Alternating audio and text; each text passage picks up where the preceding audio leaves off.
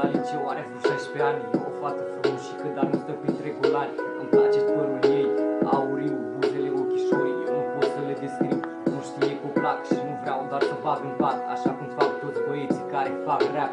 Vreau doar să vorbesc cu ea, e mai bine așa. De ce? Pentru că eu o respect. Vârsta nu contează, lucrurile ele se reglează. Vorbe ca acum, sunt sătul de ele, de vorbele răstărele. Să știți că voi, că eu nu dau 2 bani pe ele. Îmi place de ea chiar dacă e doar o pușoaică. Dar știu că ea are inimă de leoaică. Poate că acum multă ea nu știe, dar orice lucru se învață și o să fie bine.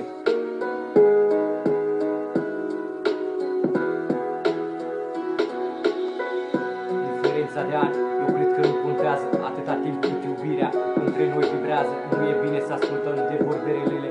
Știi ceva? Lasă prietenele tale să vorbească între ele.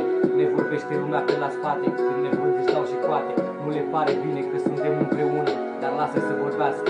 Poate o lună, poate 2, poate 3, cât ori vrea ei. Ne stă bine împreună, că suntem împreună.